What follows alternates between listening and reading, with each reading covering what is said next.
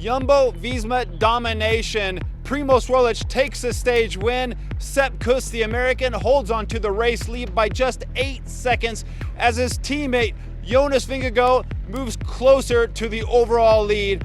On site, up at the top of the famous Alto de Angliru climb, where Primoz Roglic added his name to the prestigious list of winners up here. It was a day of tension, a day of drama, and a day of domination by the Dutch team in yellow and black, Jumbo-Visma.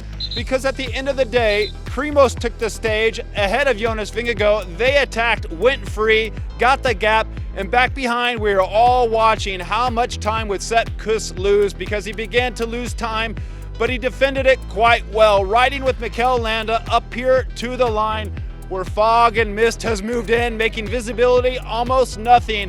He lost around 19 seconds. He set 29 seconds ahead of Jonas Vingegaard at the start of the day.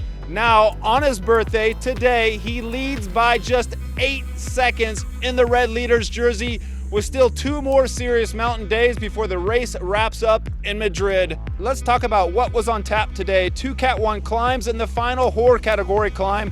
Up here, 13.1 kilometers, averaging 9.4% and parts at 24% gradient. It was a serious test for the riders today. Well, Remco Evenepoel wanted to have a shot today. He joined an escape that included Larry Warbasse, the American. In the group as well was Remco's teammate Matteo Cattaneo. Those riders worked well together until about 50 kilometers to go over the top of that first Category 1 climb. Former U.S. champion Larry Warbasse was distanced, and soon after we only had a Remco Evenepoel. Then we got on to the base. At the base of the final climb, it was clear Bahrain Victorious wanted to do something today for Mikel Landa. It was Wout Poels, it was Buitrago, all the boys were up there doing the hard work, especially Wout Poels, a former winner up here at the top of the climb, second behind Kobo on the day, but later given the victory.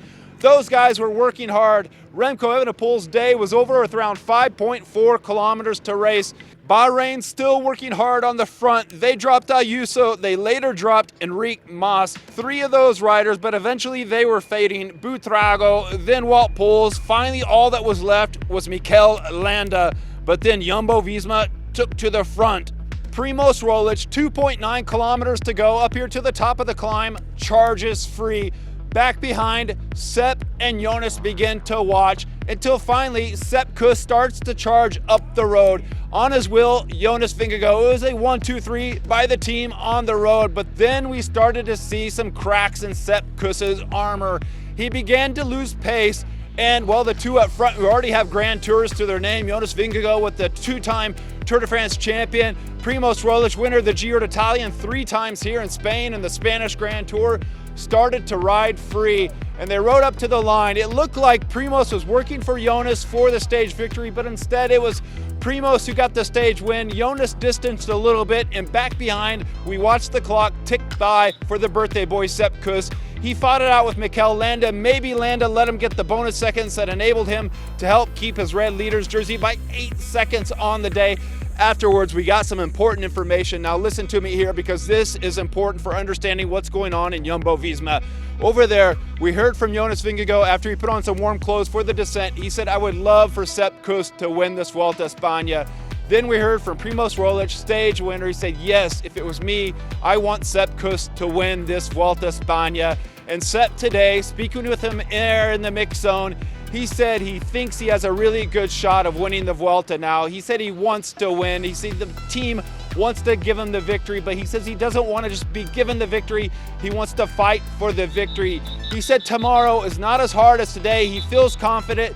And then there's the final Liège-Bastogne-Liège stage on Saturday, the day before the day in Madrid. But I could tell by Sepp Kuss's demeanor there in the mix zone after the stage that he looked much more confident despite losing time today. And he said, hey, maybe we could even let Jonas go for another stage win in this tour. And then we corrected him, hey, Sepp, there are bonus seconds. He said, oh yeah, I guess we can't let Jonas get another stage win. They can let Primoz get another stage win, but the team needs to be careful if they want to give Sepp a shot of winning this Grand Tour and making a unique win, because they would win the Giro with Primoz, they would win the Tour with Jonas and Sepp Kuss here in the Vuelta a España. But let's not get ahead of ourselves, because today it was a day of celebration for Jumbo-Visma, as it has been in the 3 weeks of this Vuelta a España. A day of domination. Primoz Roglic stage win, Jonas Vingegaard second on the stage, and Sepp Kuss third on the stage, keeping the red jersey by just 8 seconds in this 2023 Vuelta a España.